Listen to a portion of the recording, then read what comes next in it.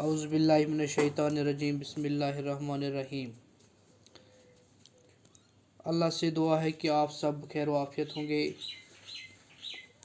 بچوں، آج ہم اپنی اردو کتاب یعنی 7ویں جماعت کی اردو کتاب سے ایک سبق کا نام ہے شاہ حمدان رحمۃ اللہ علیہ پڑھیں گے۔ پیارے بچوں، شاہ حمدان رحمۃ اللہ کا نامی سید علی تھا۔ شاہ حمدان، امیر کبیر، علی ثانی اور امیر ان کے القاب ہے، یعنی لوگ ان کو ان ناموں سے بھی پکارتے ہیں۔ وہ 12 رجب 1714 ہجری مطابق 12 اکتوبر 1314 کو حمدان میں پیدا ہوئے، یعنی حضرت میر سید علی حمدانی رحمۃ اللہ علیہ، یعنی حضرت شاہ حمدان رحمۃ اللہ علیہ 12 اکتوبر 1314 ہجری کو عیسوی کو شاہ حمدان میں پیدا ہوئے۔ حمدان میں پیدا ہونے کی وجہ سے ان کے نام کے ساتھ حمدانی لکھا جاتا ہے، یعنی حمدانی شاہ حمدان کیوں لکھا جاتا ہے؟ کیونکہ وہ حمدان میں پیدا ہوئے ہیں، اسی لیے ان کے نام کے ساتھ حمدان لکھا جاتا ہے۔ شاہ حمدان کا شجرہ نسب 18ویں پشت میں حضرت علی کرم اللہ وجہ سے ملتا ہے۔ ان کا شجرہ نسب حضرت علی کرم اللہ تعالیٰ وجہ کی پشت سے ملتا ہے۔ ان کا والد کا نام سید شہاب الدین تھا، خود بھی ایک عالم دین تھے، یعنی ان کے والد کا نام سید شہاب الدین تھا جو خود ایک عالم دین تھے۔ شاہ حمدان 12 سال کی عمر میں ہی تمام دینی علوم اور طریقت و حقیقت سے بہرہ ہوئے، یعنی باپ کے عالم دین ہونے کی وجہ سے شاہ حمدان کو یہ سعادت نصیب ہوئی کہ وہ 12 سال کی عمر میں ہی ان علوم سے سیراب ہوا۔ انہوں نے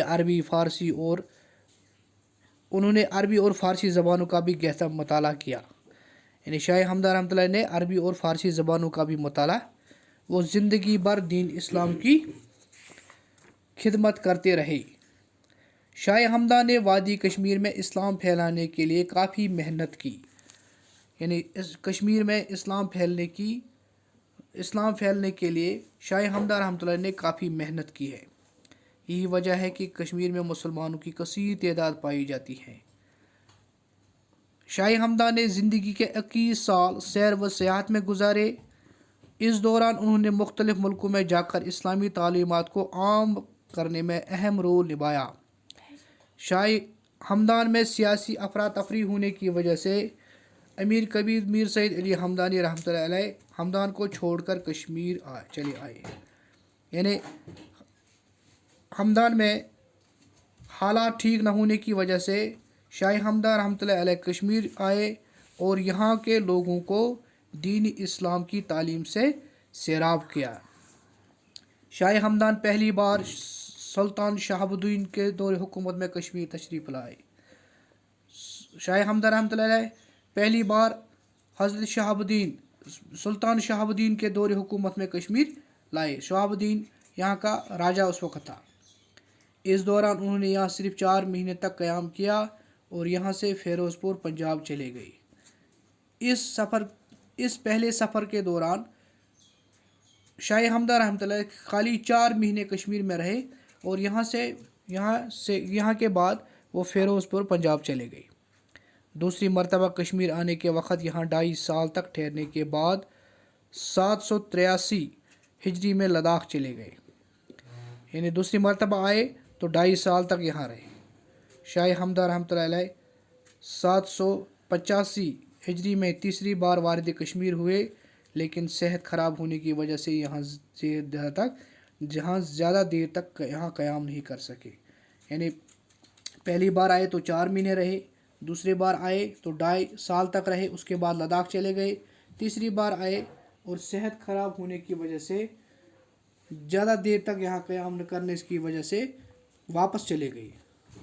786 ہجری میں انتقال ختلان میں ہوا اور وہی دفن کیے گئے۔ 786 عیسوی میں ان کا انتقال ہو گیا اور وہیں پر ان کو دفن کیا گیا۔ انتقال کے وقت ان کی عمر 76 سال کی تھی، 72 سال کی تھی۔ انتقال کے وقت ان کے دہن مبارک پر کلمہ بسم اللہ الرحمن الرحیم جاری تھا، یعنی جس وقت ان کا انتقال ہوا تو اس وقت ان کی زبان پر بسم اللہ الرحمن الرحیم جاری۔ کشمیر اور کشمیریوں پر امیر کبیر میر سید علی حمدانی رحمۃ اللہ کافی احسانات ہے، یعنی ہم پر میر سید علی حمدانی رحمۃ اللہ کافی احسانات ہے۔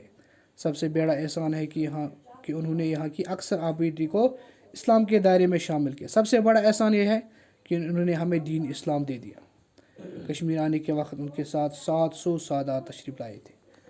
جب یہاں کشمیر آئے تو ان کے ساتھ 700 سادات تھے، یعنی سید کی جمع، جنہوں نے یہاں کے دور دراز علاقوں میں نہ صرف اسلام پھیلایا بلکہ مختلف علوم و فنون کے بارے میں جانکاری دی۔ خالی اسلام ہی نہیں بلکہ باقی کاموں کے بارے میں، باقی چیزوں کے بارے میں بھی ہمیں جانکاری۔ شاہ ہمدان اور ان کے ساتھیوں نے کشمیر کی تہذیب و تمدن، ثقافت، صنعت، حرفت، دستکاری اور رہن سہن کو بڑی حد تک متاثر کیا۔ یعنی شاہ ہمدان اور ان کے ساتھیوں نے دین اسلام کے ساتھ ساتھ ہمیں بہت سارے چیز بھی دے دیے۔ شاہ ہمدان عربی اور فارسی کے ایک بڑے عالم تھے۔